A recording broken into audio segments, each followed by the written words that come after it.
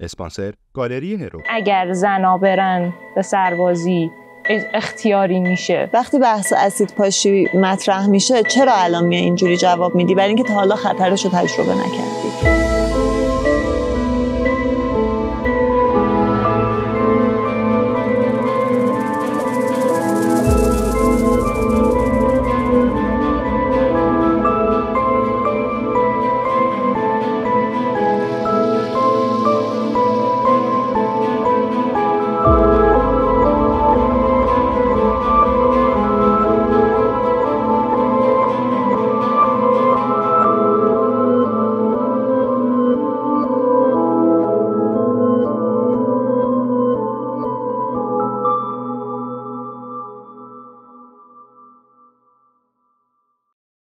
پرسپکتیو یک ریالیتی شو مباحثه محور درباره چالش‌های مهم جامعه ایرانی است. این برنامه با الهام از سری پلیلیست میدلگراند از کانال یوتیوب جوبلی ساخته و پرداخته شده که تیم اورگا فیلم تلاش کرده به بهترین نحو با حفظ اصالت فرم آن را اجرا کند. هدف این برنامه آگاهسازی جامعه و تبادل نظر آزادانه و سازنده پیرامون مسائل مهم کشور ماست. در این برنامه مهمانان کاملا نظرات شخصی خود را بیان می‌کنند، عضو هیچ گروه یا دسته نیستند و ضمناً نماینده گروه مردان یا زنان نیز نمی باشند. این شرکت کنندگان به صورت رندوم از میان داوطلبان انتخاب شدند تا نظرات خود را درباره گزاره‌ها بیان کنند. بدیهی است که این افراد می توانند لزوماً حامی جناح همجنس خود در تمام برنامه نباشند. اورگا فیلم صحت اطلاعات مطرح شده در برنامه‌ها را تایید یا رد نمی‌کند و صرفاً بستری برای تبادل نظر آزادانه فراهم کرده است. تیم سازنده در سمت بی‌طرف برنامه ایستاده و در هیچ یک از مراحل تولید و پساتولید نظر و سلایق خود را بازتاب نمی‌دهد.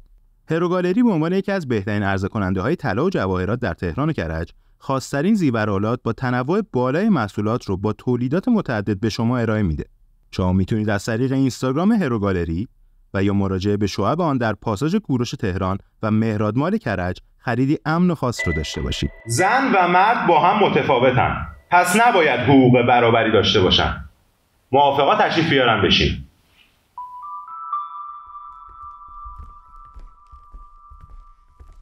با توجه به تفاوت‌های بیولوژیکی که وجود داره در حال حاضر و حالا به هر دلیلی از کودکی یا از نشأت گرفته از کودکی یا غیره و ذالکه، شاید یه جاهایی واقعا یه سری تفاوت‌هایی وجود داشته باشه که لزوما این باعث میشه که نتونیم لزوما در واقع بگیم که حقوق برابری باید داشته باشن.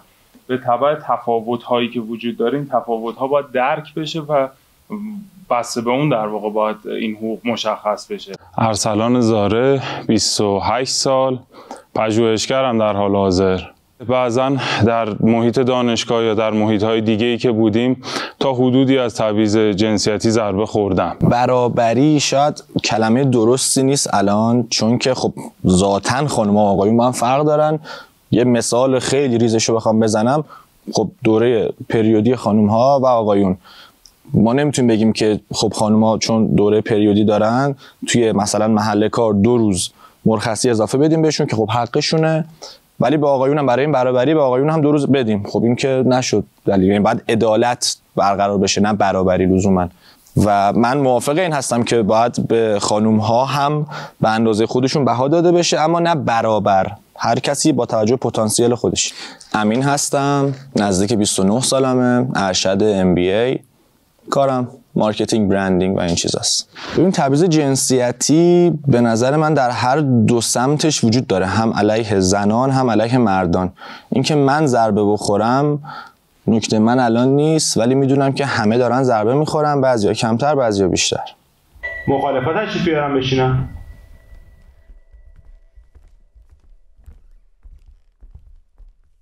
یه مسئله‌ای که وجود داره تو این زمینه، آره خب زن و مرد با هم تفاوت دارن، اما این تفاوت‌ها رو میشه با تلاش و تصمیم‌هایی که آدم‌ها میگیرن پوشش داد. یعنی خیلی وقتا پیش میاد مثلا میگن که فلان شغل برای خانوم‌ها سخته. خب آره باشه سخته، ولی ما میتونیم با تلاش بیشتر به اون آمادگی بدنی که یک آقا داره دست پیدا کنیم. واقعا اینطوری نیست. خیلی از خانوما با هر چقدر تلاش بیشتر نمیتونن به اون آمادگی بدنی مردها برسن. برابری، من مشکلم رو کلمه برابریه. حرف شما درسته ها، یعنی باید تلاش کنیم به اون عدالت برسیم، نه به برابری. به نظرم باید بیس یکی باشه. ما یه سری تفاوت‌ها داریم، ولی اینکه ما بیس رو در نظر نمیگیریم یکی، خب من خیلی جاها ممکنه که دقیقاً بتونم یه کارایی بکنم که یه مرد انجام میده، ولی چون تفاوت رو قائل میشن میگن که نه، تو وایسا کنار، این کار رو مرد انجام بده. به نظرم این امکانات باید واسه یک زن یا حتی واسه یک مرد باشه که اون کار بتونه انجام بده و بیس یکی باشه. من سوا جهانگیریانم، کارشناسی معماری داخلی خوندم، الان توی حوزه منابع انسانی کار میکنم و 24 سالمه. با توجه به اینکه خودم خواستم همیشه از سن پایین کار بکنم و همیشه یک کاندیدای پسر دیگه‌ای وجود داشته، آره از تبعیض جنسیتی ضربه خوردم. تا از نگاه غلط به جنس مؤنث فکر میکنم، از روی دلسوزی به جنس مؤنث فکر کنم، میگن که خب تو که نمیتونی، تو وایسا بذار ما مردا انجام بدیم. مثلا ما اگه این دلسوزی رو نخوایم باید چیکار بکنیم؟ مثلا همین مثال پریودی که میزنید، خب آره یک عالمه مشکل فیزیکی هستش که آدما ممکن اصلا فیزیکی نه، آقا یک آدمی افسرده است نمیتونه کار کنه. آیا میان مثلا بگن که خب تو به خاطر افسردگیت ما بهت ماهی یه هفته 3 روز 2 روز مرخصی میدیم بری استراحت کنی؟ نه، ما هم خب اینجوریم که با قرص با یک عالمه چیز میشه این موضوع رو حل کرد. یا مثلا توی جایی که توانایی جسمی بالا میخواد، اگر یک زنی علاقه داره به انجامش، خب میره اون توانایی جسمی رو کسب میکنه. شما صرف معتقدی که کاملا میتونن برابر باشن زن و مرد، کاملا میتونن برابر باشن؟ بحث من اینه که باید به خواسته احترام گذاشته بشه. همونجوری که خیلی از آقایون واقعا مورد ظلم قرار میگیرن. کی گفته همه ابزار سنگین آقایون باید جابجا کنن؟ مثلا 4 تا خانم وایسادن، یا آقا تمام خریدا رو آقا برمی‌داره، نه تو رو خدا تو خسته میشی. یه ذره باید تفاوت‌ها رو واقعا در نظر بگیریم از لحاظ جنس، حالا نه جنسیتی که بر ساخته فرهنگ بخوایم در نظرش بگیریم، همون جنس به صورت آناتومیک و به صورت فیزیکال. بدن مردانه خیلی عضلانی‌تر و قوی‌تر از بدن زنانه است و اگه که یه نگاه بندازیم توی مثلا رکوردهای وزنه برداری توی المپیک، یه هول و هوش 300-400 کیلو با هم دیگه تفاوت دارن این رکوردها و این 300-400 کیلو اصلا چیزی نیست که بتونی ازش چشم پوشی کنی. که برابری الزاما باعث عدالت نمیشه. اون خانوم هم داره وزنه برداری میکنه، اون آقا هم داره وزنه برداری میکنه، ولی آیا عادلانه است که ما این خانوم رو ببریم بذاریم با اون آقای مثلا با هم دیگه مسابقه بدن؟ هلیا کوشکی هستم، دانشجو هم، 22 سالمه، رشته هنرهای نمایشی، گرایش بازیگری.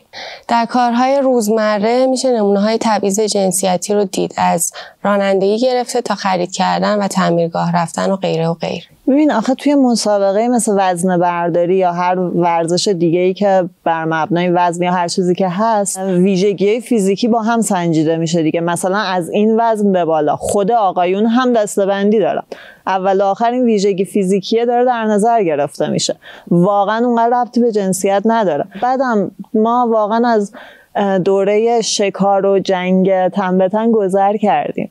تکنولوژی خدا رو شکر اونقدر پیشرفت کرده که ما دیگه نیازی به عضلانی بودن نداشته باشیم. تو همه چی که صدق نمی‌کنه، بالاخره نیاز داری. یه آقا هست 4 تا خانم هستن، میره وسایل رو برمی‌داره و این داستانا. حالا به نظرم اون صرفاً به چیز احترام میتونیم بهش نگاه کنیم و خیلی زمینه برابری و این داستانا رو نمی‌کنیم. همین احترام ها جمع میشن که در نهایت این حق رو آقایون به خودشون میدن که بعد از این احترامه حالا بیان امر رو نهی کنن. فرناز قرداغی هستم، 31 سالمه، ارشد سینما دارم و تو حوزه حقوق زنان کار فیلمسازی و پژوهش انجام میدم. توی خانواده‌ای بزرگ شدم که میتونم بگم فمینیست بودن هستن. یه مسابقه شنا رو شما در نظر بگیرین، یه نفری که تقریبا 17 بوده توی مردان، 17 میشده تو رنکینگ مردان، میره با بانوان، حالا با تغییر جنسیت میره با بانوان شروع میکنه شنا کردن، مسابقه دادن و با یه رکورد خارق‌العاده‌ای نسبت به نفر اول خانوما قهرمان میشه. این قسمتیه که واقعا فیزیولوژی کاملا تاثیرگذاره ولی یه موضوع دیگه ای هم که هست بحث اینه که احترام یعنی احترامه یه جایی داره، یه شرایطی داره، یه چیزی داره. وقتی که این قضیه خیلی چیز بشه که دیگه از اون طرف خانوما بخوان به این نگاه کنن که خب پس حالا که یه آقا اینجا هست دیگه پس ما دست نمیزنیم به چیزی، اینم از این طرف به نظر من یه اشکالیه. یعنی این نباید از حالت لطف و احترام شاید به حالت وظیفه تبدیل بشه. خواه یا ناخواه این یه واقعیت طبیعت از دید من که فردی که حالا از لحاظ جسمی مثلا توانمندتره توی یک سری امور اعتماد به نفس بیشتری داره. حالا این موضوع میتونه تو کار میتونه باشه یا هر چیزی، ما همون قابلیت هست. خب وقتی شما توی موضوعی احساس قابلیت کمتر میکنی، این اصلا یه فارغ از این که طرف مقابلت این قابلیت اعتماد به نفس رو داره که حالا چطور با تو برخورد میکنه، تو هم چون اون اعتماد به نفس رو نداری، شاید یا کمتر باشه، جوری برخورد میکنی که اجازه اون رفتار رو بهش میدی از دید روانشناسی. محمد جواد نقیبی هستم، 28 سالمه و دانشجوی مدیریت کسب و کار الکترونیک هستم. به حسب خانواده‌ام فکر می‌کنم یک سری از ریشه‌های مذهبی شاید نهادینه شده باشه تون که بعضن حتی شاید متوجهش نباشم، ولی خیر، در ظاهر خودم را آدم مذهبی نمی‌دونم. به همجنس‌های من بیشتر از جناح مقابل ظلم میشه.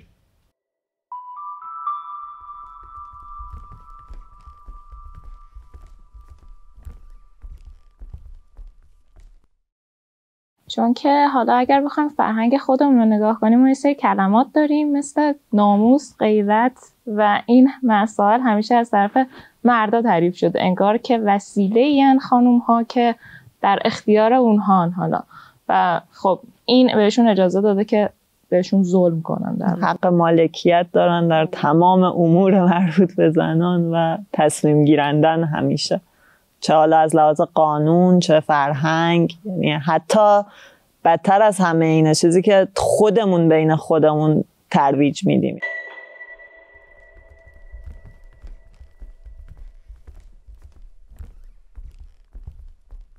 خب این که ما مخالف این گزاره هستیم یعنی موافق نظر شما هستیم طبیعتا. یعنی این جمع نشون میده که ما 6 نفر موافقیم که خب به خانوما داره بیشتر از ظلم میشه. 2 تا نکته دارم توش. نکته اول این که در جهان هم تقریبا همینطوره با یک مقدار کمتر نسبت به ایران، و در ایران خب خیلی بیشتر داره این اتفاق میفته. مثالاش هم که خب فت و فراوون میدونیم هممون. اما بله اون کسی که بهش بیشتر داره ظلم میشه خانوما هستن. ظلم داره اتفاق میفته و به جای اینکه بگیم حالا لزوما چقدر بیشتر چقدر کمتر، به نظر من باید هر دو رو کنار هم دید. یعنی یه سری نقص هایی وجود داره که باید هم در قبال خانم ها حقوقشون بیشتر بشه، هم در مورد آقایون این اتفاق بیفته. حالا کم و کیفش هم یه چیز دیگه و این داستان به 2 تا چیز تقسیم میشه. به نظر من یک وجهش وجه قانونگذاره و یک بحث جامعه است، جامعه‌ای که کاملا مرد سالار بوده و داره تلاش میکنه برای تغییر با همین آگاهی ها. از طرفی هم نمیشه انتظار داشت که یه فردی که 40 سال 50 سال با یه سری چیزا اخت گرفته به راحتی و به سادگی بخواد بپذیره که این اتفاقا داره میفته. فقط تنها نکته‌ای که من توی این قضیه میبینم اینه که از اون طرف بوم نیفته، چون فکر کنیم به خانوما خیلی ظلم شده حالا دیگه پس به آقایون خیلی خفنن و همه حقوقشون رعایت میشه. نه این نیست. امیدوارم که شما هم قبول کنید که این نیست. مفهوم این که حالا فمینیسم یا هر فعالیت دیگه در راستای حقوق زن، البته نه همشون، یه بخش عمده ایش مبارزه با مرد سالاریه، نه مبارزه با مردها. فمینیسم میگه زن و مرد باید برابر باشن یا نه به خاطر ظلم‌هایی که به زنان شده بیاد یه ذره زنا رو بیشتر بهشون بپردازیم که از مردها حقشون بیشتر ادا شه. نه اصلا دنبال این نیستش که بیاد یک حقوقی رو از آقایون بگیره. بحث اینه که ما به واسطه زن بودنمون همواره از یه سری از حقوق محروم بودیم. ما قراره طی مبارزات فمینیستی بیایم و برسیم به صفری که آقایون هستن و حالا از اونجا دیگه بیایم زندگی کنیم کنار هم دیگه. اصلا فمینیسم این رو نمیگه. چرا یه سری از گروهاشون هستن که واقعا ضد مردن و نه، هیچ وقت فمینیسم، حداقل فمینیسم اصیل، هیچ وقت دنبال این نیستش که به آقایون آسیب بزنه. اگر در زمینه فعالیت‌های کاری یک کارفرمایی داره حقوق میده به پرسنل مرد، مثال دارم میزنم 10 میلیون داره بهشون پول میده، به پرسنل خانوم معمولاً کمتر میدم. یکی از چیزهایی که این یه سواله فقط، یکی از چیزهایی که شاید داره تداوم میبخشه به این موضوع، همین موضوع نظام سرمایه‌داری نیست، خیلی از چیزها. و وقتی شما میگی مثلا یک سری بودها ما دیگه دستمون نمیرسه، مثلا مواد حکومتی و قوانین و اینها، میخوام بگم خیلی تاثیرگذاره. اگر تغییری نکرده خیلی جاها فارغ از اصلا اینکه شما چه فرهنگی داشته باشی منفعتی بوده برای یه مسئله‌ای که وجود داره، انقدر مرد سالاری قدرتمنده که ما اول و آخر ناچاریم برای اینکه به نتیجه برسیم توی قدم‌های اول، که این قدم‌های اول ممکنه 100 سال 200 سال 500 سال طول بکشه، مردها رو بکوبیم، نه که بکوبیم ولی اقدامات رادیکال انجام بدیم. الان راجع به فمینیست صحبت کردیم، گفتیم که نه، فمینیست ها میخوان بیان که حقوق رو تازه برابر کنن، قرار نیست به کسی آسیب بزنن فلان. ولی الان آره اصلا ایده فمینیسم دنبال این نیست. من درباره ایده حرف نمیزنم، درباره اقدامات حرف میزنم. مثلا ما بیایم بحث اینو مطرح کنیم که زنها تحت خشونت قرار میگیرن، حالا یه راهکاری بیایم ارائه بدیم، بگیم اگر خوردی تو هم بزن. این شاید یه رفتاری باشه که بگیم وای نه این انسانی نیستش، خشونت ترویج ندیم، ولی واقعیت اینه که باید یک جاهایی اقدامی. اینو دارم میگم برای اینکه اسم میکنم خیلی هممون داریم شیک صحبت میکنیم، در حالی که واقعیت انقدر قشنگ نیست. یه جاهایی ما مجبوریم کارهایی بکنیم که شاید از نظر اخلاق، از نظر دوست داشتنی بودن اون حرکت اونقدری که دلمون میخواد سینمایی و قشنگ و اینها نباشه، و خب این آسیبه یه چیز اجتناب ناپذیره، مجبوریم یه جاهایی بهش تن بدیم. خشونت علیه زنان داره اتفاق میفته، پس برای اینکه ما مقابل این خشونت علیه زنان قرار بگیریم، خشونت علیه مردان رو ران کنیم، نه که ران کنیم. میگم یک جایی ممکنه یک نفر مجبور بشه به اینکه یک اقدامی انجام بده. شما اونو منزه میدونی و اونو منزه نمیدونم، دارم میگم این رو ما باید بپذیریم که یک اتفاقیه که نمیشه ازش اجتناب کرد. اینا نتیجه خشمی که سرکوب شده و خشمی که سرکوب شده به روش‌های مختلفی میتونه نشون داده بشه و داده بشه. میفهمم. تا وقتی شما یکی از روش‌هاش میتونه همین خشونت روی کاغذ، وقتی که شما یه برنامه خیلی خوب مینویسی عملی نمیشه، شما روی کاغذ هم داری مینویسی که میتونیم خشونت علیه مردان داشته باشیم. ما الان داریم توی سینمای هالیوود قهرمان‌های زن خیلی میبینیم. یه فیلم جدیدی اومده که 3 تا قهرمان زن داره. واسه من که زنم هم این یه خورده افراطیه، یعنی دوستش ندارم چون احساس میکنم که داره جایگزین چیزهایی میشه که افراطی هم داره جایگزین اون چیزهایی میشه که دوست داشتم. منی که زنم دوستش ندارم چون 3 تا قهرمان زن به نظرم داره شعاری میشه. سلام، من سینام و از طرف تیم تولید برنامه پرسپکتیو ازتون میخوام که اگر از این اپیزود خوشتون اومده حتما این ویدیو لایک کنید. ممنون. برای استخدام یک زن باید دوره پریود و بارداری در نظر گرفته بشه.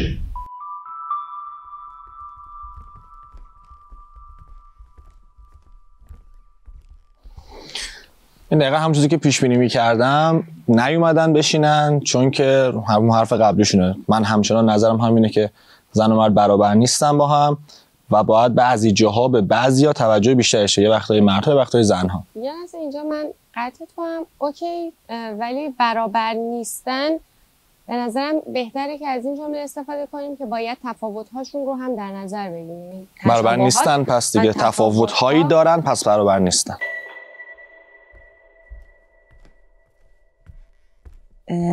یه چیزی وجود داره که تبعیض همیشه بوده، حالا ما برای رفع کردنش بیایم یک تبعیض دیگه قائل بشیم. من با این قضیه مشکل دارم. بچه دار شدن یک مسئله که اصلا یک چیزی مطرح شده بود توی نمیدونم کدوم کشورها که مرخصی زایمان برای پدر هم باید در نظر گرفته بشه. اگر مثلا 6 ماه مادر داره مرخصی میگیره، 6 ماه دوم رو پدر مرخصی بگیره و مراقبت از بچه به عهده اون باشه. یک تصمیم دو طرف از بچه دار شدن که خب عقب موندن از کار و موقعیت ها رو هم دو طرف باید متحمل بشن. ولی این بود که در استخدام بانوان باید به مرخصی ها و شرایط بارداری و پریودی هم اهمیت داده شود. نگفتیم که به مردان اهمیت داده نشود. و شما با این مخالفی؟ آره مخالفم، برای اینکه من اعتقاد دارم این یک تصمیمه و ما نمیتونیم انتظار داشته باشیم همه بیان و میدونید باز تولید همین تفکره که زنها بزرگترین ویژگیشون و مورد اهمیتشون اینه که مادر بشن. نه، همچین چیزی وجود نداره. یا مثلا در خصوص بحث پریود یک عالمه راه وجود داره که بشه اون پیک سختیش رو انداخت توی روزهای تعطیلی. راههای من خوردن قرص چه راه منطقیه واقعا؟ خب به یه جای دیگه بدن داری آسیب می‌بینه. حالا من که اصلا تجربهش نکردم، شاید خانم‌ها بیشتر بتونن توضیح بدن. به نظر من ولی برای اینکه اون تفاوت فیزیولوژیکی وجود داره، پس قرص بخوریم که شبیه مثلا اون حالت استیبل تر بشیم. خب به جاش داری یه چیز دیگه رو خراب می‌کنی. خب چه اتفاقی میفته؟ خب اگر ما یک همچین انتظاری داشته باشیم، قطعاً اتفاقی که میفته بیشتر از الان زنها برای استخدام شدن توی موقعیت‌های شغلی مختلف با مشکل روبرو میشن. خب آره، مشکل ایجاد میشه، ولی خب باید درکم وجود داشته باشه. یعنی ما داریم میگیم که این دوتا موضوع وجود داره و زنان باهاش الان مشکل دارن، ما باید که این درکه رو ایجاد بکنیم که آقا این سختیه واسهشون وجود داره. من همکاری دارم که توی ماه 5 بارداری اومد سر کار، ولی این به نظر من درست نیست.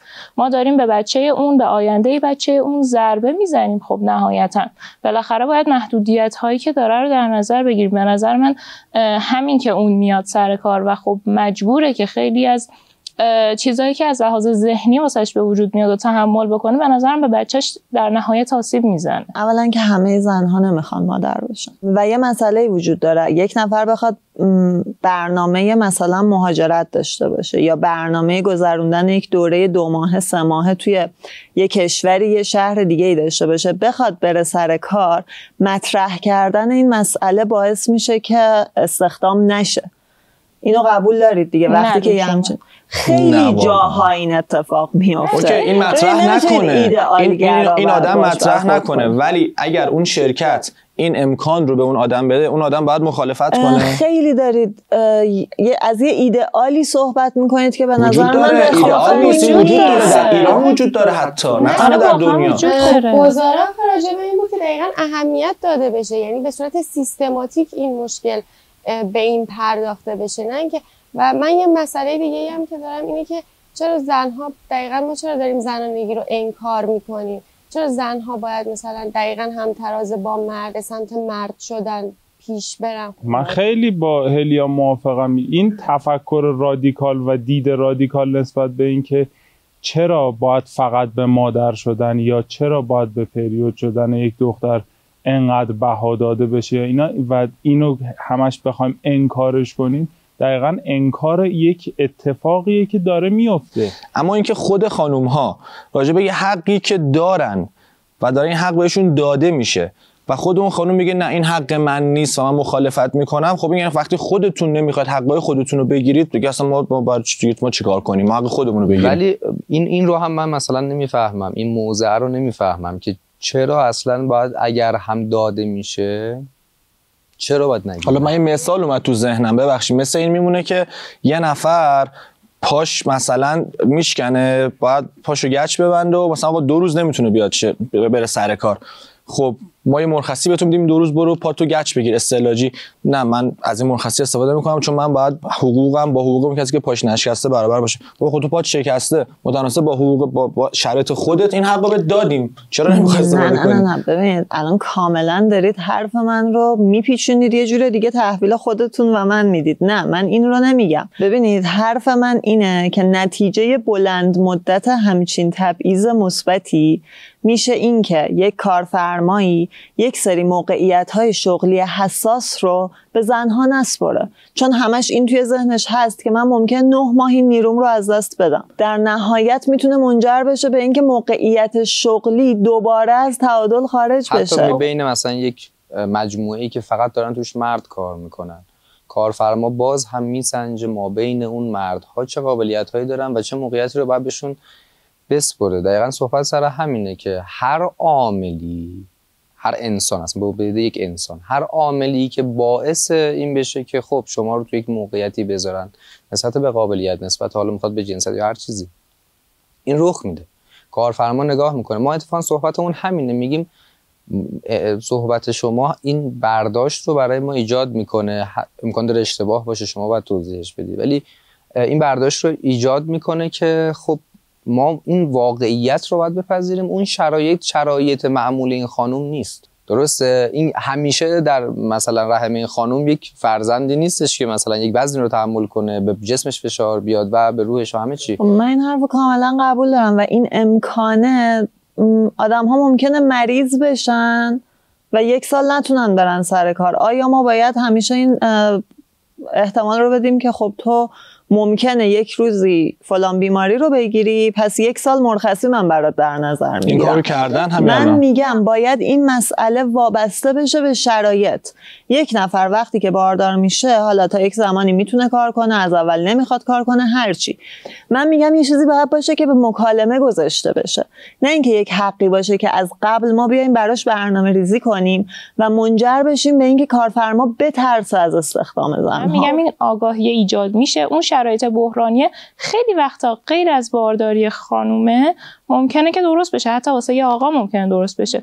به هر حال اون کارفرمای باید آمادگی این موضوع رو داشته باشه توی همه، در واقع چه سازمان کوچیک چه سازمان بزرگ. من با این کاملا موافقم. ها توی یک شرایط بحرانی، حالا بحران میتونه یه چیز بد بشه، بعدشم اصلا من آدم نیستم که بگم زنانگی رو کنار بذاریم، نه، اتفاقا آدمی هم که اعتقاد دارم وقتی یک زن، اصلا زن و مرد تصمیم میگیرن بچه دار بشن، اولویتشون میشه اون بچه. پس اگر قرار موقعیت کاری تو از دست بدی، از دست بده. تو تصمیم گرفتی یک بچه‌ای رو به دنیا بیاری و مسئولیت اصلیت از الان به بعد اونه. کارت رو جوری تنظیم کن که بچه آسیب نبینه. و جالبه که ما داریم از حقوق خانم ها الان دفاع میکنیم و برعکس شده جهامون. من اصلا میگم کاش این حقو به ما میدادن. اصلا میگم آقا مردها هم نیاز دارن در ماه 1 روز 2 روز بی دلیل واقعا استراحت کنن بدون هیچ دلیلی. گزاره‌ای که من شنیدم این دید رو برای من به وجود آورد که هر کارفرمایی موظفه برای کارمند زن این 9 ماه مرخصی رو در نظر بگیره با حفظ پوزیشن شغلی. نه، همچین قاعده‌ای نباید وجود داشته باشه، برای اینکه این باعث میشه یک سری موقعیت‌های شغلی ممکنه کلاً 10 تا موقعیت شغلی باشه ها، ولی اونها رو دیگه کارفرما بترسه بسپاره به یک زن. این خیلی استثنائه. شما دارید یک جزء بسیار کوچیک توی یک کل بسیار بزرگی رو در نظر میگیرید و به خاطر اون یه دونه شغلی که ممکنه یه جای انقدر حساس باشه که کسی نتونه جاشو، خیلی جاها پیش میاد که طرف اصلا مرد یا زن بیمار میشن، اتفاق براشون میفته، طرف دقیقا پاش میشکنه، تصادف میکنه، خیلی اتفاق ممکنه بیفته. یه نفر رو میذارن سرپرست، اون کار داره اصلا دورکاری میکنه، خیلی راهکارهای دیگه داره. اون که یه دونه شغل نمیدونم فلان باشه، چقدر مثلا شما داری روی یه دونه چیز حرف میزنی. این سوال خیلی کلی تره به نظرم. اگر قرار باشه جنسیت مرد و زن برابر باشه، زنان هم باید سربازی برن.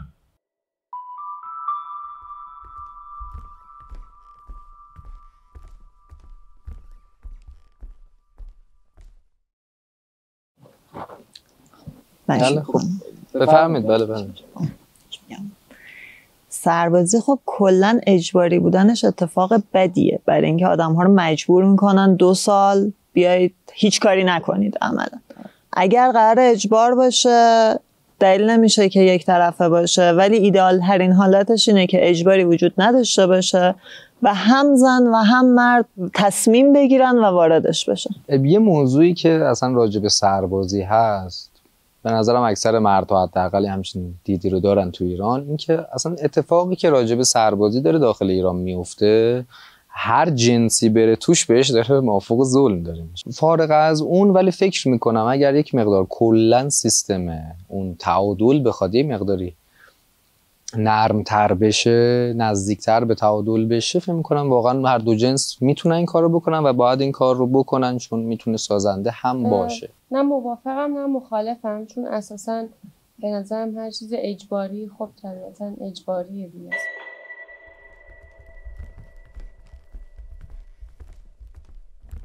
موضوعی که هست اینه که اصلا سربازی ظلمه. حالا که به من داره ظلم میشه، چرا باید به یه خانم ظلم شه؟ اصلا این چه چیزی داره؟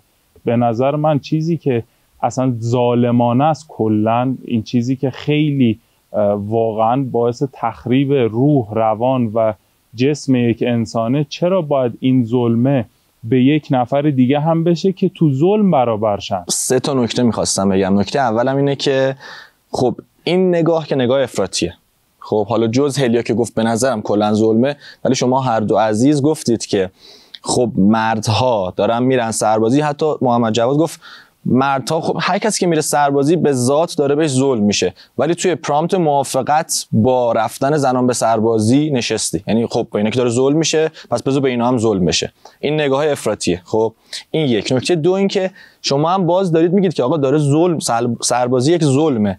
اگر معتقد بودید که واقعا یک ظلمه، توی موافقت اصلا نباید مینشستید، یعنی باید وای میسید اینکه خانم ها هم نباید برن سربازی چون آقایون هم نباید برن سربازی، توی مخالفت باید مینشستید. خب یعنی این به نظرم ته ذهنتون اینجوریه که دیگه باشه دیگه، حالا بذار خانوما هم برن، یه ظلمی هم به اونا بشه که برابر شن. نکته سوم این که سربازی واقعا ظلمه، اینو که همه میدونیم.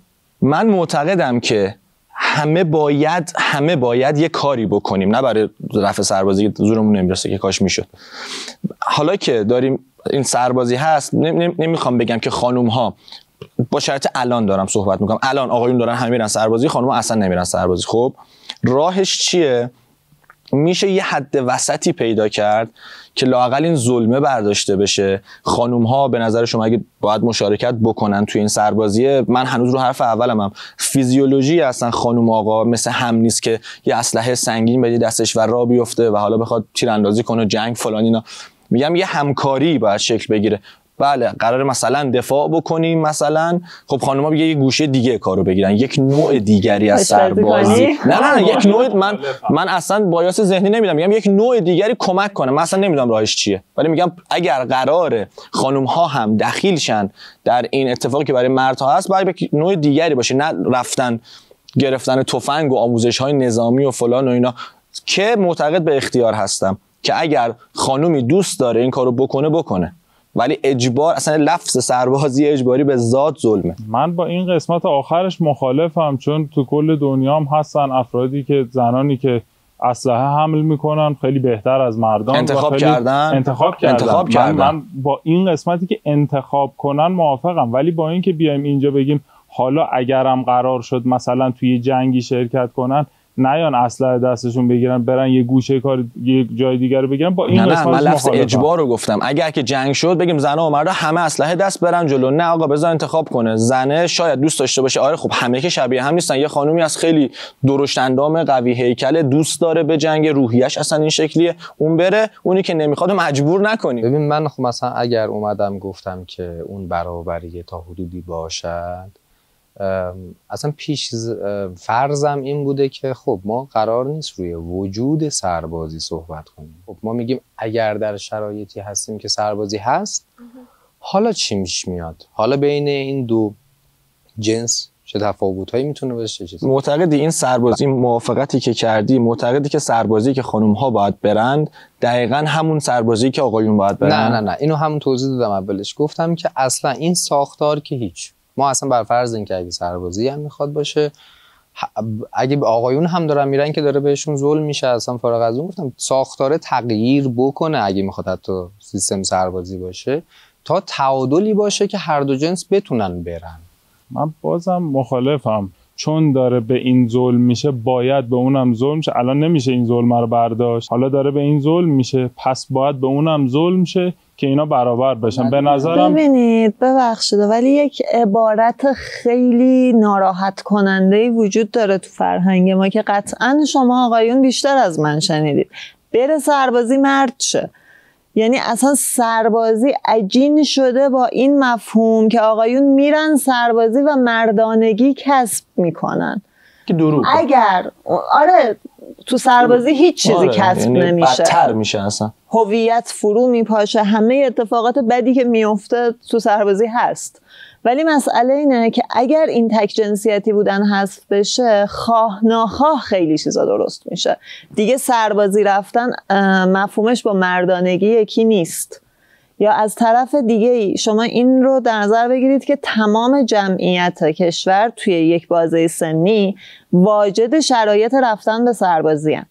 و وقتی که این تعداد از اجباری بودن خارج بشه، حقوق براش در نظر گرفته بشه به یک شکل قابل توجه، نه مثل الان. ببین چیزی که شما میگی لفظه، اجبارش از بین میره. اینی که شما میگی یک عبارته، یک لفظه. مثل چی میمونه؟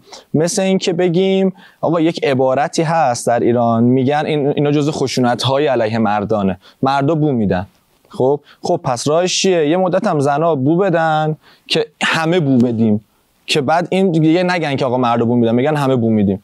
خب این که لفظه، میدونین که واقعیت نیست که. ببین من داری سوال جابجا میکنی. میدونی بحث اینه که آیا زنها هم باید برن؟ آره، زنها نباید دیگه استثناء باشن برای آموزش نظامی دیدن. سربازی ماهیتش قراره این باشه که نیروی نظامی توانمند تربیت بکنه. این چرا باید تقلیل پیدا بکنه به مردها؟ زنها هم باید بتونن این توانایی رو کسب بکنن و بعد از اون این اصل به وجود بیاد که هر دو طرف حق انتخاب داشته باشن و در نهایت نیروی نظامی واقعا توانمند تربیت بشه. کدوم یکی از آدمایی که رفته سربازی میتونه واقعا بره تو جنگ یه دونه تیر شلیک کنه؟ خب اینجا دو تا فاکتوره، یکی انتخاب و اجبار، یکی جنسیت، زنان و مردان.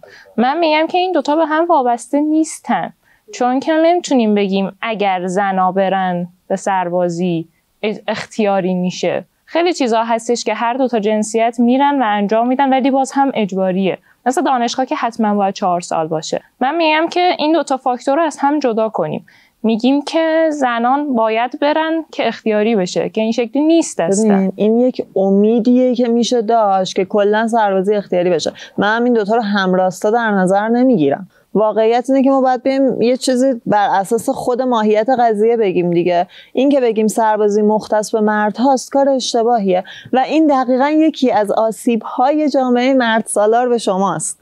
این ما که ما قبول داریم. نکته من نکته همینه، چون منم میخوام بگم که ما هم داریم میگیم که آقا خانوم ها نیان برن سربازی، حقوق شما اصلا عوض شده انگار جاها. کلمه امید که استفاده کردیم این برای من تابوه. ما به امید خیلی چیزا، خیلی ریسکا کردیم که هیچ اتفاقی هم نیفتاده. اگر به امید اختیاری شدن سربازی خانوم ها رو هم وارد یک ظلمی بکنیم، میدونیم که این ظلم برای همه پایدار خواهد موند و به اون امید احتمالاً نمیرسیم. صحبتت اینه که حالا که به یکی ظلم میشه، به اون یکی ظلم میشه که برابرشن، یا اینکه چرا زنان نباید اسلحه دست بگیرن و چرا نباید آموزش ببینن. من یه مقداری این برداشت رو از فرمایشات شما دارم که شما دوست دارید که این چیز وجود داشته باشه که خب زنان باید برن اسلحه دستشون بگیرن، باید این کارو بکنن. با اختیارش من موافقم. اگر اختیاری وجود داشته باشه که بخوان این کارو بکنن، خیلی خوبه که این به اون چیزی که میخوان برسن، ولی با اجبارش مخالفم. اینجا ایده شخصیم اینه که زنها هم باید این حق رو داشته باشن، همونطور که مردها هم باید این حق رو داشته باشن که برن یا نرن. و اصلا حرف من این نیستش که حالا که به این گروه ظلم میشه پس بریم به اون گروه هم ظلم کنیم. نه، حرف من این نیست.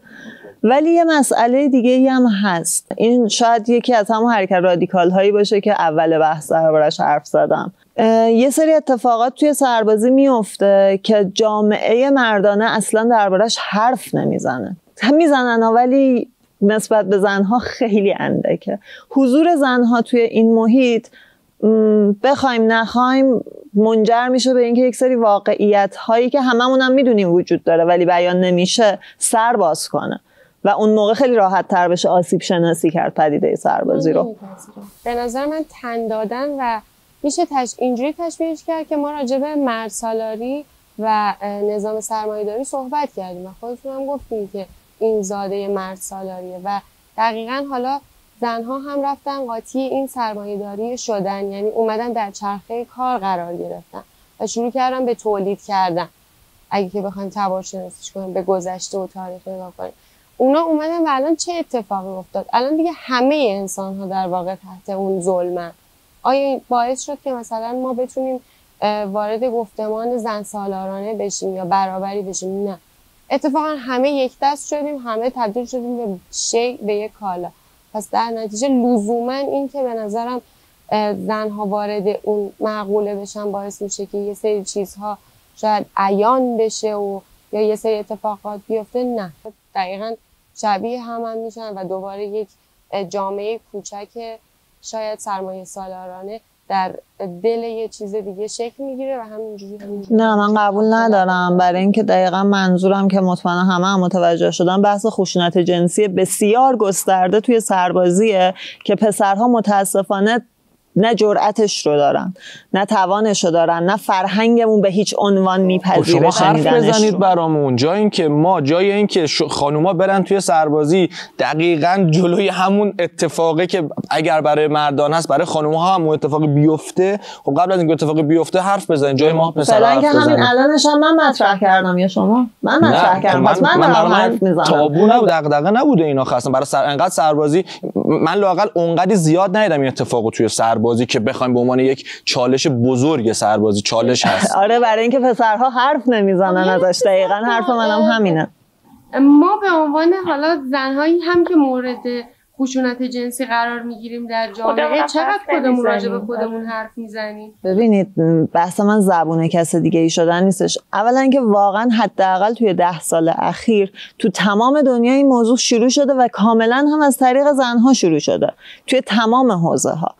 و من دارم میگم یه چیزی وقتی تک جنسیتیه خیلی از آسیبهاش بیرون نمیاد.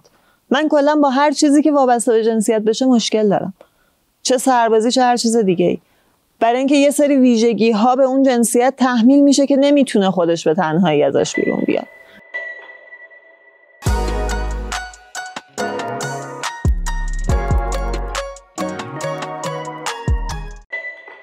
برخی قوانین به ظاهر تبعیض‌آمیز مثل نابرابری دیه در اصل به نفع زنانه.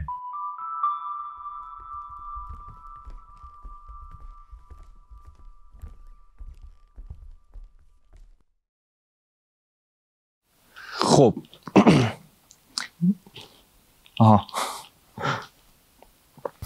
من راجع به فقط نابرابری دیه میتونم نظر بدم الان، چون مثال میخواد. یعنی من نمیتونم بگم همه یه چیزایی که برای زنها داره تو قانون بهشون ظلم میشه به نفعشون. خیر، راجع به نابرابری دیه این شکلیه که خب دیه خانوم ها نصف آقایونه، حالا کمتر از آقایونه. خب بعد از مرگ اون مرد دیه بیشتری به اون خانوم میرسه و شاید اینجوری این نگاه بوده بهش. میدونی من اصلا نمیخوام ارزش گذاری کنم که بگم درسته یا غلطه، میگم این نگاه رو شاید کسی ندیده ازش. اینجوریه که انگار میگن این زنه انقدر میارزه، این مرده انقدر میارزه. شاید یک چیز دیگری بوده. میدونی میخوام از همه زوایا نگاش کنیم، اما در کل خب قطعا توی این قوانین به خانوما بیشتر ظلم شده، ولی من صرف همین عبارت نابرابری دیه رو دارم فقط میگم. شاید کلا توی چیزایی که به عنوان نابرابری دیده میشه به نظر من خیلی از مسائلی هست که به نفع خانوما هم هست و دیده نمیشه، چون قسمت دیگه ایش انقدر بولد شده و با روی کرده، به قول شما دقیقا روی کرده متفاوته.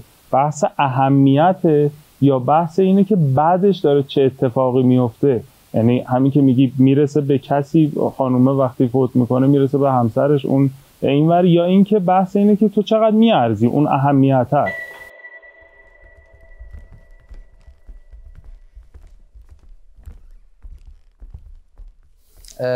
من صحبت شما رو واقعیتش نفهمیدم.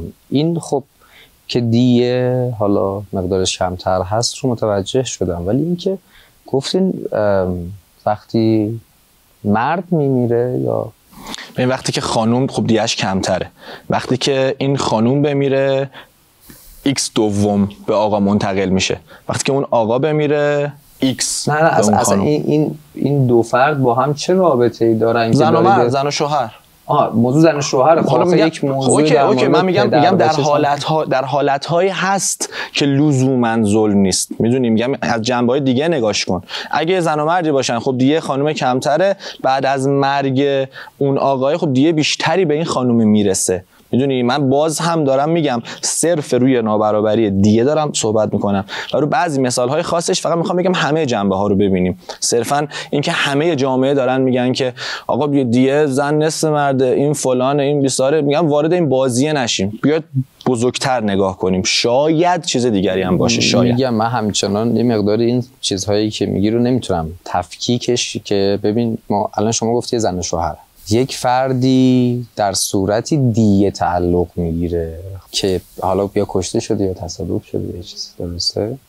خب حالا یه ورثه‌ای داره، توجه، خب این به ورثه حالا یه پولی میرسه، یا ما داریم یا در مورد دیه صحبت میکنیم که اصلا واسه این انسان چه دیگه مد نظر گرفته شده، یه بحث ورثه است که اونها چقدر میبرن. خب یک جا حالا میتونه زن شوهر باشه، یک جا میتونه پدر باشه که اون دختری که حالا بالاخره مثلا داره باز کمتر میگیره. میگم این میشه موضوع، حالا موضوع ارث و میراثی که میرسه حالا به افرادی که مونده، ولی اینکه باز دیگه اون فردی که داره میپردازه، فارغ از این که حالا همسر داره، فارغ از این که فرزند داره یا هر چیزی، عملا باز داره یک مبلغ کمتری رو میبره. اوکی، تو داری همون ارزش گذاریه رو میگی، این انقدر میارزه، اون انقدر میارزه. من میگم اینو که همه جامعه راجبش حرف زدیم، بیا یه جور دیگه نگاش کنیم، بیا در یک حالت خاصی نگاش کنیم که شاید من واقعا نمیدونم، شاید اونی که این قانون رو گذاشته گفته آقا خب بذار به این خانومه یه حالی بدیم، اگر شوهرش تحت شرایطی فوت کرد و قرار شد دیه بگیرن و اینا، به خانومه بیشتر پول برسه تا به آقای. میگم بیا اون حالت رو ببین. اصلا اینجوری ببینیم که قانونی که وضع شده کی بوده، این قانون وضع شده، با چه روی کردی این قانون وضع شده و چه شکلی بوده جامعه اون زمان. جامعه مرد سالاری بوده که خانوم ها غالبا کار نمی کردن و یه سری داستانایی داشته اونجا. حالا طرف میومده میگه اگر همسر این خانوم فوت کنه، اون وقت این خانوم چطور باید از پس مخارجش بر بیاد؟ من بیام 2 برابر بهش دیه تعلق بدم نسبت به حالت عادی که اون خانومه بتونه راحت‌تر یه مقدار تو اون شرایط مالیش رو بتونه یه مقدار راحت‌تر فعلا بگذرونه. این تو این قضیه از این دید، صرفاً از این دید و تو این شرایط درسته. میگم خیلی چیزهای دیگه‌ای هم وجود داره. خب یه تبصره بدم، ما داریم میگیم اون قانون اون موقع وضع شده، ما الان کجاییم؟ ما الان جایی هستیم که من به عنوان یه دختر دارم تلاش میکنم که خرج خودم رو به عنوان یه آدم مستقل بدم مثل یه پسر که هم سن خودمه. خب الان پس وضعیت با اون موقع فرق داره و داریم میگیم که اون موقع صلاح دید اون بوده، الان باید صلاح دید فرق داشته باشه دیگه. الان از این نابرابری دیگه کجا استفاده میشه؟ وقتی که من میخوام تو مترو سوار بشم، اول و آخر مترو خانوما میشینن. چرا؟ چون ممکنه امکان صدمه دیدن از این ور و این ور بیشتر باشه، آقایون وسط میشینن چون دیه کمتر میشه. داره استفاده بدی هم از این موضوع میشه. درسته، من اصلا موافق این که باید اینطور باشه نیستم و به نظرم این قوانینی که وضع شده یه زمانی با یه شرایطی، الان باید با شرایط جدید کاملا متفاوت باشه. صرفا روی کرده نگاه به اون سوال که آیا فقط داره دیده میشه که من ارزشم کمتره یا اینکه واقعا یه دیدگاه دیگه هم وجود داره، فقط همین ملاکه. وگرنه قطعا این قانون به نظر من با توجه به شرایط فعلی قوانین خیلیاش شاید درست نباشه. اولش هم گفتیم حتی صرفا گزاره داشت میگفت بعضی از این نابرابری هایی که علیه خانم ها هست ممکنه به نفع خودشون باشه. من گفتم توی این حالت خاص ممکنه آره در یک شرایطی به نفعشون باشه، نه اینکه الان همه چی درسته و ظلم دیگری روی همین قانون حتی نمیشه. با همون مثال معروف با کارت میتونی هم آدم بکشی، هم میتونی جراحی کنی. دقیقاً به نظر مسئله همینه که اونجایی که قوانین اشتباه نوشته میشن و قوانین از بیس اشتباه هم و ساختار اصلا غلطه، اونجا وقتی قانون پشتیبانیت نمیکنه یک جاهایی، باعث این نابرابری باعث منفعتت میشه. ولی اون منفعته در واقع چه منفعتیه؟ منفعتیه که از یک قانونگذاری اشتباه و از یک ساختار اشتباه به دست اومده. و نمیدونم واقعا که الان بگم موافقم مخالفم، خیلی نمیتونم موضعمو مشخص کنم. من یه چیز بگم، اولا که من با حرف هلیا خیلی موافقم. این منفعت کاملا اوکی، یه عالمه ظلم به ما میشه، حالا بیایم بگیم خب همه این ظلم ها هست به جاش حالا اینجا پول بیشتری میگیریم. این سود ظاهریه دامن زدن به تمام اون ظلم های دیگه است. ما اینو بپذیریم پس بقیه هم داریم میپذیریم.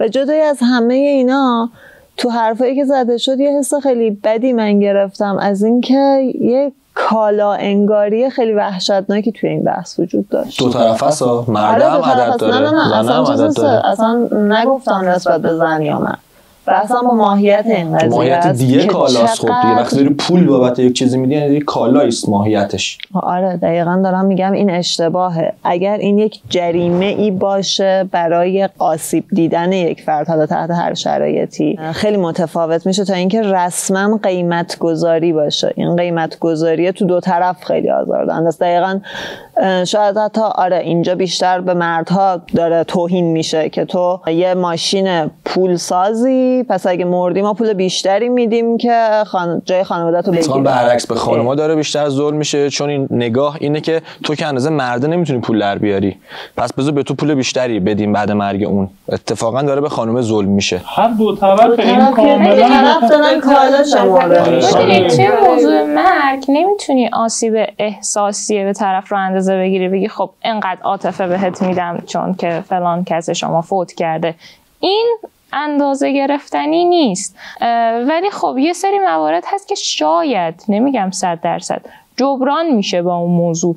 100% رو که هیچ وقت نمیتونیم پوشش بدیم. یکی از که خیلی نمیخوام بازش کنم اینه که کلا بحث میشه چیز دیگه، بحث میره سمت قانون دیگه، چون فکر کنم هممون با اصل قضیه مشکل داریم، نه بالا سود و منفعتش واسه یه جنس. نه جدا از دیگه خیلی قوانین دیگه هست که به واسطه اون شرایط وضع شده بوده و اشتباه، مثل قانون اصلا خود ارث و میراثی که به پسر 2 برابر میرسه نسبت به یه دختر. این کاملا به واسطه این بوده که اون موقع مرده پول در می آورده، خانومه موظف بوده تو خونه کار کنه، پس اینو 2 برابر به اون بدیم که خرج. و این کاملا اشتباه. الان دیگه این اشتباهه. و موضوع اینه که خب حالا به هر زمانی هم که برمیگرده، درست یا غلطش هم حالا هرچی میخواد بشه، موضوع اینه که شاید لزوما اصلا حتی همین الان یک حکومت اسلامی دیگری در یک جای دیگری هم زده بشود و اگر بخواد با همین شرایط قانون وضع بکنه همین اتفاق میفته. راجع به 2 تا از قوانین تبعیض‌آمیز دیگه میتونید مثال بزنید و صحبت کنید؟ یکی بحث ارث و میراث، یکی بحث کلا تو قوانین ازدواج کاملا تبعیض‌آمیز هست. نفقه مهریه فلان بیسار از یه طرف، از این طرف حق طلاق، نمیدونم اجازه خروج از کشور، منزل به حرف مرد گوش نکرد. حالا اسمش هم چیه؟ حالا اینا ظلمایی که خب شده، ولی مثلا یه چیز دیگه مرد میتونه 4 تا زن بگیره فکر میکنم، ولی خب خانوما باید یه دونه شوهر کنن. یکی اونه، یکیش هم اینه که شما هر جای گفتی باید زندگی کنی. یعنی نفقه مهریه همه اینها در ظاهر شاید این مدلی باشه که به نفع خانوم هاست، ولی در واقعیت صرفاً ابزاره. مهریه رو اکثر زنها میگیرن برای اینکه بعداً بتونن در ازاش طلاق بگیرن. چرا ما همش از حقوق خودمون چرا دفاع نمی‌کنیم؟ واقعاً چرا باید ما مهریه بدیم؟ اینا همش درسته. چرا باید مهریه بدیم؟ قبول نمی‌کنیم. مثلا یکی از ملاک‌های ازدواج اینه که طرف نباید مهریه بخواد. چرا باید نفقه بدیم؟ همونقدر که منم جایزه نمیخوام. چرا باید نفقه بدیم؟ چرا باید این از این ور صادقه، خب از اون ورش هم الان چیز دیگه. یعنی 2 طرفه آخه این قضیه هست. ما هم داریم میگیم هم مهریه هست، هم نفقه هست، این شرایط هست. از اون ورش هم خیلی چیزای بدتری هست. حالا بدتر از همه این قوانین من درآوردیه که امروزه داره میاد میگه من حق طلاق میخوام فلان. اینا که حقته، خب باید داشته باشه. اصلا تو هم نخوای، من خودم اصلا اینو باید، این چیزایی که باید تقدیمت کنم، اینو اصلا باید تقدیم کنم. ولی من حالا اینو میخوام اونو میخوام اینو میخوام، مهریه رم میخوام، نفقه رم میخوام، همه چی رو با هم میخوام. اینجا دیگه ظلم داره میشه به ما. مثل شرکت ها میمونه میخوای بری استخدام شی، میگه خب یه ذره از مزایاتون و اینا بگو، میگه حقوقت سر ما پرداخت میشه. این که حقمه، این که باید بدی اصلا. یه چیزی بگم در تایید حالا گزاره قبلی که راجع به صحبت کردیم، این مهریه دقیقاً اون منفعتی که چون قانون پشت من نیست، من مجبورم دست بندازم، چنگ بندازم به یه چیزی و اونو بگیرم و اونو بچسبم چون قانون پشت من نیست. و موافقشی؟ و نه، دقیقاً منفعتی که من دارم از اون میبرم، دقیقاً چون ساختار غلطه باعث ظلم بگیری میشه. یعنی تولید میشه باز تولید باز تولید، هی چرخ است، هی داره این ظلمو میگردونه بین زن بین من، بین زن بین من. تو چه چیزی قانون پشتتون نیست که گفتی بابتشون کارو میکنی؟ خب خیلی ها مثلا بابت دقیقاً همین هایی که گفتیم تبعیض آمیزه میگن که نه من مهریه رو میکنم. مثلا حق طلاق خب میتونی بگیری، خب میتونی بگیری. خب همون چیزی که گفتن دیگه، مثلا میگه آقا شما چرا مهریه رو قبول میکنی؟ یعنی خب یه مقداری باعث مقابله گری فقط میشه، ولی خب به هر حال شما هم میتونید بگید آقا من مثلا حق طلاق رو، یعنی به نظرم کاملا میشه با گفتگو همه چیز رو برابر ریخ وسط. آقا حق طلاق هم من هم تو، مهریه جهیزیه ولش کن، با هم میایم میسازیم، مهریه هم نداریم، هرچی هم هست اون وسطه. میدونیم با گفتگو از کلیشه ها و چارچوب ها باید خارج بشیم و همه چی رو خودمون کمک کنیم. دیگر هم میشه یه جور دیگه گفت صحبت شما رو که هم اول بگی آقا تمام اینها اصلا فکر کن نیست، یعنی جوری باشه که اصلا آقا یا بر دو طرف، معنیش همین همه چی برای هر دو طرفه، یا اصلا کلا فکر کن آقا نیست. از طرف تیم تولید پرسپکتیو ازتون میخوایم که اگر موضوع دیگه یا دوست دارید در قسمت‌های آینده بهش بپردازیم، حتما توی کامنت‌ها به ما بگید. ممنون. از جنسیت خودم راضیم.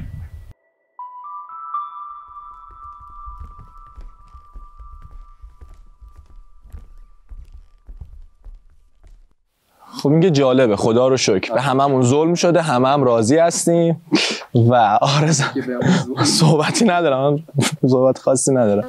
اولا بیاین یه تعریفی بدیم برای جنس و جنسیت، که جنس به اون وضعیت بیولوژیک بدن و اونجوری که ما به دنیا میایم بخوایم بهش قائل بشیم و بگیم که یک زن و مرد هست، و جنسیت رو زنانگی و مردانگی بذاریم و این دوتا الزاماً هم نباید مثلا با هم دیگه یکی باشن، چون برساخته فرهنگ‌هایی که جامعه هنجارها رو برای ما مشخص میکنه که عموماً برای زنها اینجوری تعریف شده که صفات زنانه منفعلانه، یعنی مثلا مهربانی، نمیدونم، و مردانه اتفاقا فاعلانه.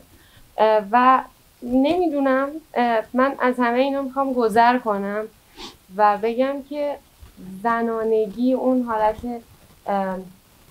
خلق یک چیز اگه که باشه و اون تعاریف حتی منفعلانه‌ای که ما در واقع به چشم بد ارزش‌گذاری‌های منفی روش می‌کنیم و من می‌خوام ارزش‌گذاری‌های مثبت روش بکنم و بگم که اتفاقا خیلی هم خوبه و تاثیر پذیرفتن وجه بدی نداره و اتفاقا یه قدرته و بگم که خیلی بابت این ویژگی‌های زنانه‌ای که دارم صرف جنسیت نه حالا جنس خیلی راضیم و خیلی خوشنودم و صرفاً اینکه اینا رو من دوست دارم، نه اون چیزی که اون ظلم هایی که به من بابتش شده یا اون فرهنگ غالب خواسته به من بقبولونه.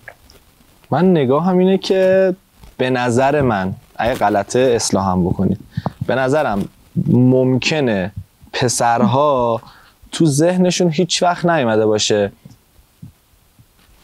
به صورت عام دارم میگم، ممکنه اشخاص خاص، گروه های خاص اینا کار ندارن، پسرها به صورت عام تو ذهنشون نباشه که کاش دختر بودم. اما به نظر من شاید غلط، دخترها ممکنه یه وقت تو ذهنشون فکر کرده باشن که کاش پسر بودم. به خاطر ظلمه. این به خاطر ظلمی که داره به دخترها میشه. یعنی کاملا این به خاطر ظلم میگه اگه الان پسر بودم خیلی جاها چیزشو داریم ما، یعنی مثلا توی خانواده‌ای هم دختر دارن هم پسر دارن، پسره میتونه بره بیرون بره نیاد، مثلا 12 شب بیاد نیاد اصلا فلان، تو کوچیکتریناش دارن میگن اینم راهکار داره البته. آره میدونم، ولی دخترها رو میگن تو باید فلان ساعت خونه باشی فلان، و دختر اینجوریه که خب کاش منم اونجوری بودم، اون شرایطو داشتن. میفهمم. مثال جنسیتی نیست، مثال تو خانوما هم میتونن خانوم‌ها وایسن حقشون رو بگیرن.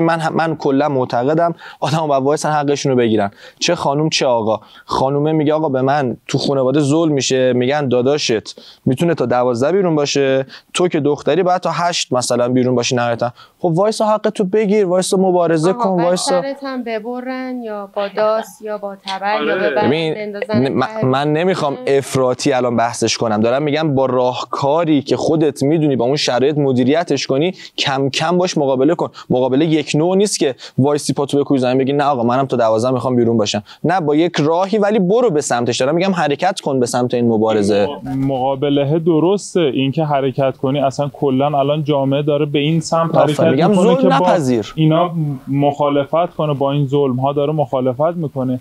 یه سری اتفاقاتی میفته. اول صحبتاتون گزاره اول گفته بودم وقتی از کودکی یک فردی به دنیا میاد دختره و یکی دیگه پسره، نحوه تربیت انقدر متفاوته که میشه دختر باید احساسی باشه، نمیدونم اینجوری باشه، پسر باید قلدر باشه، زور داشته باشه.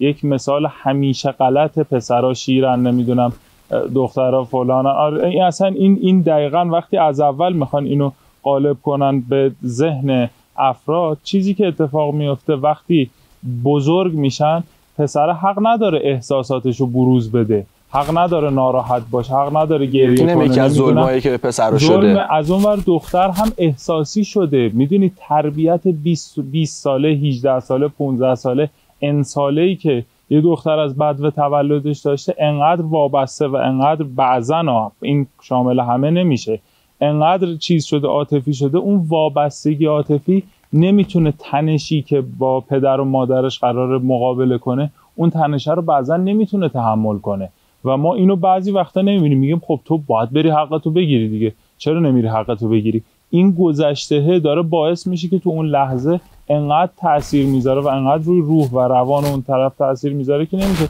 فقط راهی که به ذهنش میاد میگه کاش من پسر بودم مثلا این حق رو اینو که میفهمم باید اصلا هم نظرم، میگم رادیکال نگاش نکن، ولی لااقل توی مسیر ظلم ناپذیری قدم برداریم به هر روشی. اینکه بگیم آقا پس اینجوریه، خب باشه پس برام چاره‌ای ندارم، میگه کاش پسر بودم، خب اوکی کاش پسر بودی و میگی تو ذهنت، ولی در مسیرش قدم بردار. این از این ظلمی که پسرا میشه رو کاملا قبول دارم، پسرها باید سفت باشن، سخت باشن. پسری که گریه میکنه مرد که گریه نمیکنه. آقا اولا میخوام همینجا اینجوری همه احتمالاً هم نظریم با هم که اجازه بدیم پسرها هم گریه کنن، این پسرها هم آدمن. این یه نکته که می‌خواستم بگم. نکته دوم راجع به همین ظلمایی که پسر میشه، یک چیزی توی جامعه هست که میگن ببین ظلم داره به پسرها میشه چون مثلا دختره که عکس میذاره اینستاگرام بیشتر لایک میخوره، حرفای دختره بیشتر شنیده میشه. یه نگاه اینه که این ظلم پسراست، اوکی. یه نگاه اینه که خب اون نگاه جنسی به اون داره میشه و این ظلم به اونه اصلا. یعنی یه سری ظلم هست که خب خیلی پیچیده تر از این حرفان که صرفا بخوایم یک برچسب بزنیم و شعار بدیم توی جامعه.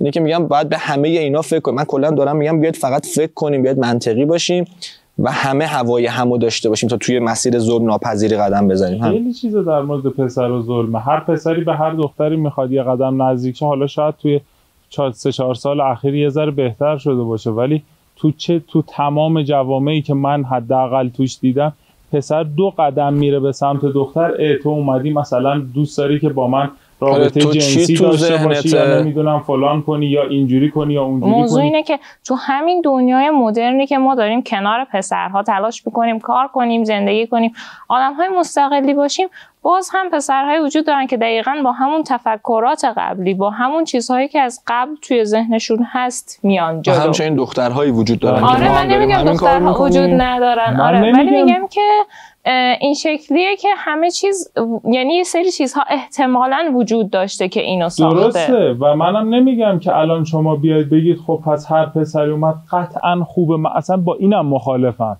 ولی من میگم که به جای اینکه از اول هنوز هیچ اتفاقی نیفتاده من بخوام بیام یه لیبل بچسبونم، تگ بزنم که اینه، پس دیگه من تکلیفم مشخصه. نه خب بیام ببینم حالا گام به گام و با حواس جمع. اگر الان یه همچین درخواستی داشت، من الان میتونم تصمیم بگیرم اینو عملی کنم یا نکنم. چرا لیبل چسبوندن هستن؟ شاید مشکل اینجاست که چه آقایون چه خانوم‌ها برای درخواست جنسی کردن همیشه دنبال یه مسیر دیگن.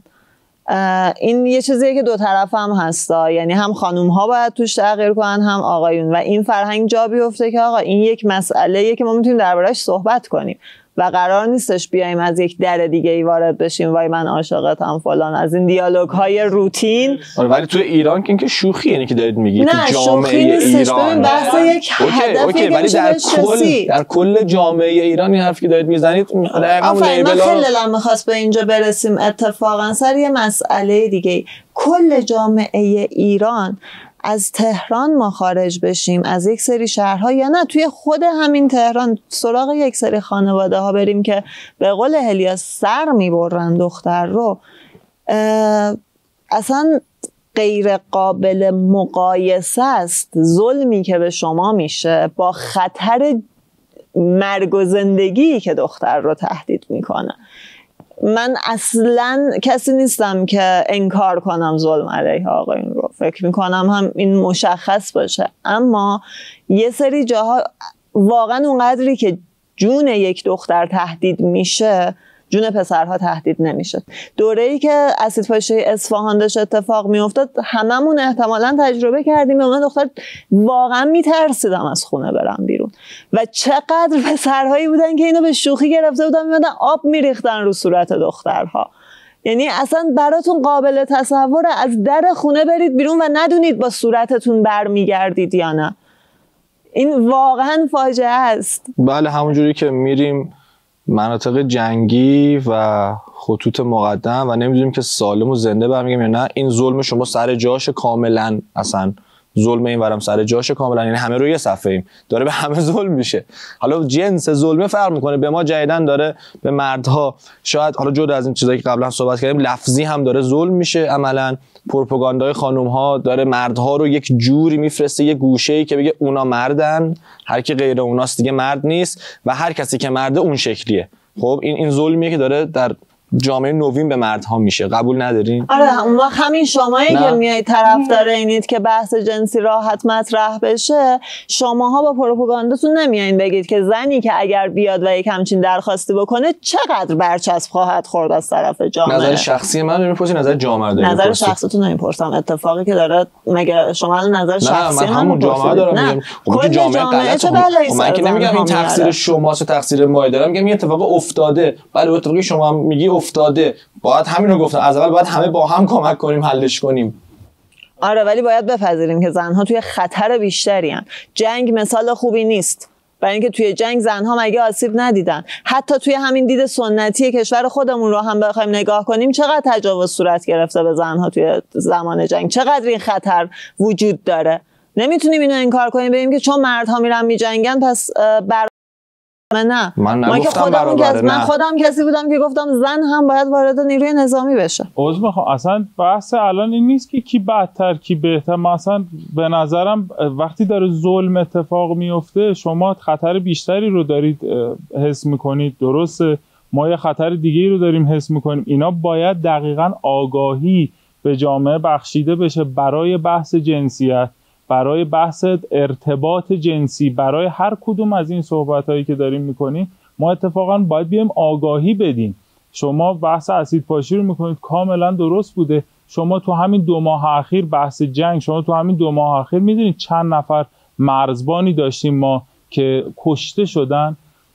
دقیقاً هر کدوم از این داستان‌ها هست. پسری که الان داره میره سربازی، الان اعزام داره، مثلا یه ماه دیگه داره میره سربازی، دوباره نمیخوام برگردم، ولی داره ترس از اینو داره که الان اوکراین جنگ، فلانجا جنگ، اونجا جنگ، من چه اتفاقی سر مرز خودمون، سر پاکستان، افغانستان، این همه مرزبانی که سرباز صفره و میره اونجا کشته میشه. و من کلا میخوام بگم که اینا هست، باید بیایم این آگاهی رو بدیم، بگیم آقا ما از این ناراحتیم، این ظلما داره اتفاق میفته، اینو درک کنید و اینو کمک کنید که از بین بره. هر دو طرف باید سعی کنن که به این اتفاقات درست نگاه کنن، بیان راجبش صحبت کنن. دقیقاً آگاهی، این که میگید لیبل و تگی که میچسبه به یک خانومی که اگر بخواد بره یه نیازی داره مطرح بکنه. من کاملا موافقم. تو جامعه شاید الان غالب همچنان خیلی غالب درصد بالای همین جوریه، ولی این اشتباهه. خب باید بیایم بگیم آقا این اشتباهه، اینو باید حلش کرد. همونطوری که مرد هم نیاز داره، زن هم نیاز داره. خیلی جاها به نیازهای مرد اهمیت داده نمیشه اصلا، خیلی جاها به نیازهای زن اهمیت داده نمیشه.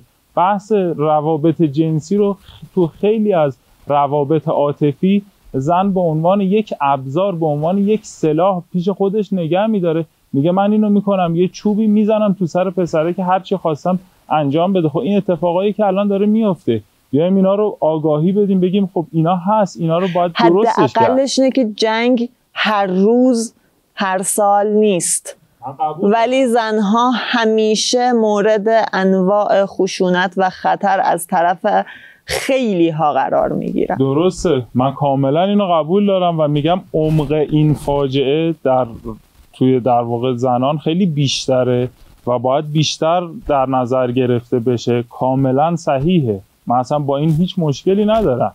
فقط میگم که به جای اینکه فقط بگیم هی زیاده خیلی عجیبه، خیلی داره اذیت میکنه، چه دختر چه پسر، بیایم اینا رو بگیم اینه به نظر من اینه و بیایم آگاهی بدیم که بتونیم همه با هم حلش کنیم. این نگاه همون نگاهیه که همون اولش گفتن حالا که داره به خانم‌ها ظلم میشه، شاید لازم باشه به مردا بیشتر ظلم بشه که به یه نتیجه برابری برسیم. ما داریم میگیم بله داره به خانم‌ها ظلم میشه، شما خیلی تاکید داری که نه، خب ظلم به زن‌ها خیلی بیشتره، شما فعلا دهنتون رو ببندید، به شما هم ظلم میشه ولی حالا به ما داره بیشتر ظلم میشه. بابا اوکی، به همه داره ظلم میشه، بیاید هممون با هم کمک کنیم حل بشه، همش حل بشه. میدونین چرا من اون بحث خشونت رو تا خوب شد مطرح کردی؟ دقیقاً وقتی بحث اسید پاشی مطرح میشه چرا الان میای اینجوری جواب میدی؟ برای اینکه تا حالا خطرش رو تجربه نکردی. با اسید پاشی زنان روی صورت مردان اوکیید یا نه؟ من با خشونت اصلا اوکی نیستم. حرف اولی که زدی. اما نترس، من حرفم عوض نمیکنم.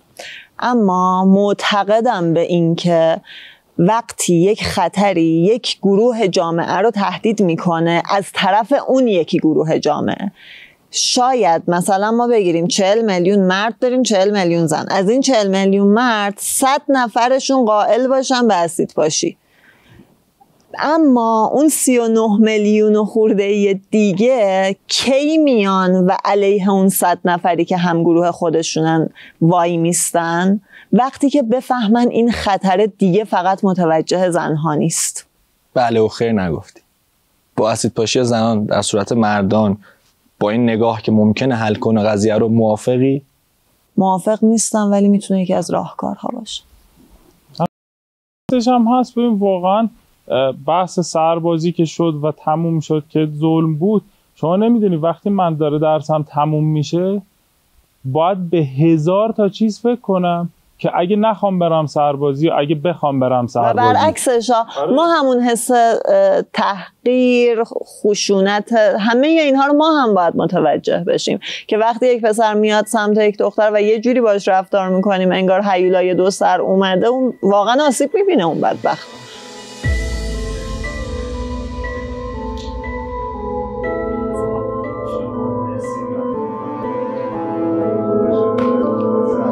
اصلا نباشه بچه.